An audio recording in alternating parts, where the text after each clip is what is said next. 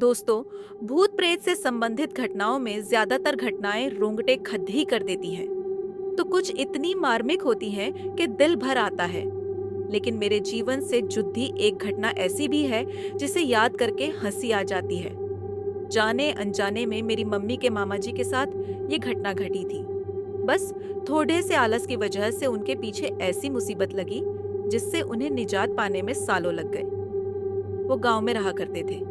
उनका नाम तो अच्छा खासा है, मगर गांव में अक्सर चिढ़ाने के लिए जो नाम रख दिया जाता है, वो नाम पूरी जिंदगी के लिए पीछे लग जाता है। इसी संक्षिप्तीकरण और मजाक में उनका नाम बचपन में ही लालजी पडीडी डीएच गया था। वो इसी नाम से पहचाने जाने लगे।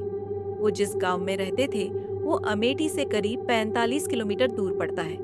उनका घर गांव में सबसे किनारे पर था और उनके घर से करीब 250 मीटर की दूरी पर रेलवे लाइन थी। और रेलवे लाइन के पार एक बहुत बड़ा बरगद का पेड़ दीज था और चबूतरा बना था। उन्हें लोग पहलवान बाबा के अर्थान पूजा का स्थान के नाम से जानते थे। सबको उन पर बहुत श्रद्धा थी, जिसका परिणाम भी उन्हें अच्छे के रूप मिलता था। आसपास के गांव वाले उनकी पूजा अर्चना करते थे और उनकी कृपा भी खूब देखते थे। और आज भी ये सिलसिला वहां जारी है। खैर, वहां वास करने वाले बाबा कोई देवता नहीं थे। वो वही थे जिन्हें लोग शहरों में छलावा कहते हैं, लेकिन एक बहुत लंबे अंतराल से वो वहां वास करते हैं, इसलिए वो बहुत अधिक शक्तिशाली है। उनकी पूजा जो करता है, वो उस पेड़ पर लंगोट और दारू की एक बोतल चढ़ाता है। भूत प्रेत बाधा से ग्रस्त व्यक्ति वहां जाकर ठीक हो जाते हैं। लालजी भी उन्हें बहुत मानते थे, मगर वे थे थोड़े आलसी किस्म के। जब भी उनकी माता उन्हें उस अर्थान पर चढ़ावा चढ़ाने को कहती, तो वे अक्सर टाल मटोल करते थे। वहीं गांव में एक पंडित जी भी रहते थे, हष्टपुष्ट शरीर वाले, और अखाद्यों में उनका बहुत नाम था। लोग उन्हें अक्सर पहेलवान पंडित कहते थे। हालांकि को थे तो पंडित, मगर ये नाम उनके चरित्र को दूर दूर तक नहीं छूता था। पहलवान होने के कारण अक्सर वो मांस मदिरा का सेवन भी करते थे, लेकिन बहुत ही कम। उनके परिवार में उनकी पत्नी और उनका एक 10 साल का बेटा था, बस। एक बार की बात है, उनकी पत्नी बेटे को लेकर अपने मायके गई हुई थी और वापस आते समय जिस बस से वे वापस आ रही थी, वो बस दुर्घटनाग्रस्त हो गई।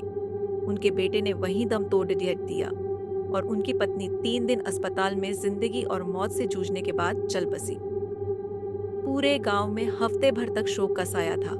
इतनी बड़ी दुर्घटना पहली बार उस गांव में घटी थी। पहलवान जी के घर लोगों का तांता लगा रहता।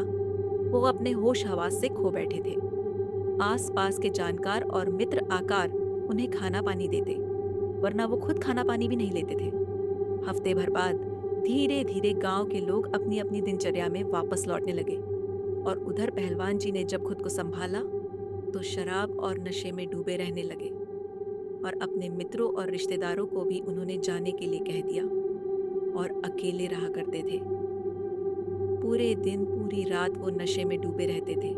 धीरे धीरे उनका पहलवान वाला शरीर सूखने लगा और 1 महीने के अंदर वो किसी सामान्य व्यक्ति जैसे दिखाई देने लगे, मगर किसी का भी कहा नहीं मानते थे और बस अपनी उसी शराब और परिवार की तस्वीर के साथ घंटों बातें करते थे। करीब 1 महीने के बाद अचानक सुबह खेत जाते समय एक व्यक्ति ने खबर दी कि पहलवान जी ने रेलवे लाइन पर आत्महत्या कर ली। उनका शरीर 2 हिस्सों में वहां पड्डी रहा था। गांव के सारे मर्दों ने उन्हें वहीं से उठाया और ले जाकर उनका अंतिम संस्कार कर दिया और सारे गांव वालों ने थोड़ा बहुत मिला जुलाकर उनकी अंतिम क्रिया भी करवा दी। बहुत बुरा हुआ था, मगर सबने ये सोच लिया कि ये तो होना ही था, आज नहीं तो कल। या तो वो शराब से बिस्तर पर पड्ढे पड्ढे मर जाते, या फिर जो हुआ वही होना था। खैर, जो हुआ उसे ईश्वर की मर्जी मानकर सबने उनकी संपत्ति पंचायत को गांव के भले में लगाने के लिए दे दी। उधर कुछ 1 महीने के बाद लाल जी की माता जी भी चल बसी और लाल जी को ये बात अच्छी तरह समझा के गई थी कि हर हफ्ते पहलवान बाबा को भोग देना न भूले। उनकी कृपा रहेगी, घर पर तो सदैव घर में हरियाली और समृद्धि रहेगी। ये बात लाल जी अच्छी तरह समझ गए थे और उसका पालन भी करते रहे।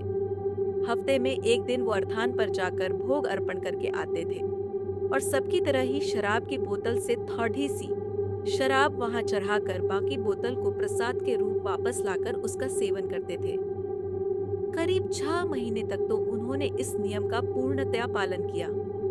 फिर एक दिन वो दूसरे गांव गए हुए थे, किसी परिचित से मिलने। वो गांव उस अर्थान से थोड़ी दूर पर करीब 400 मीटर की दूरी पर था। तो उन्होंने देखा कि वो व्यक्ति भी पहलवान बाबा को भोग दे रहा था, मगर वो उनके अर्थान पर नहीं गया। बस लंगोट और एक कटोरी में शराब रखकर पहलवान बाबा के अर्थान को देखते हुए उसने स्थानीय भाषा में कहा, हे पहलवान बाबा, लो अपना भोग स्वीकार करो। और फिर शराब को उसी तरफ गिरकर हाथ जोड़ लिए और वापस आकर लालजी से बात करने लगा। लालजी ने पूछा कि क्या इस तरह से बाबा भोग स्वीकार करते हैं? उसने हाँ में जवाब दिया और बताया कि सच्ची श्रद्धा से चढ़ाया गया प्रसाद लेने तो देवता भी धरती पर आ जाते हैं, और फिर ये बाबा तो कुछ ही दूर पर निवास करते हैं और अपना भोग स्वीकार भी करते हैं। लालजी को ये बात भा गई। वैसे भी उन्हें रेलवे लाइन पार करके इतनी दूर जाना पसंद नहीं था। अब उनका ये सिलसिला शुरू हो गया। वो एक बर्तन में थोड़ी सी शराब और लंगोट लेकर घर के पीछे की तरफ जाते और वहीं से खड्डे होकर जिस तरफ रेलवे लाइन पार पहलवान बाबा का अर्थान था उस तरफ मुंह कर बोलते, पहलवान बाबा भोग स्वीकार करो, और वहीं से चढ़ाकर वापस आ जाते थे। हर हफ्ते वो ऐसा करते थे। इस तरह से भोग देते देते उन्हें करीब 6 महीने बीत गए। एक दिन की बात है, पास के गांव में एक आदमी को प्रेत बाधा हुई। उसके घर वाले बहुत परेशान थे और वो आदमी पहलवानी कर करके हर किसी को खुद से दूर रहने की बात कर रहा था। जांघों पर ताल ठोक ठोक कर बात कर रहा था। कुछ आदमियों में मिलकर उसे पकड़ दाचने की कोशिश की, मगर उसकी पहलवानी के आगे कोई टिक नहीं पा रहा था।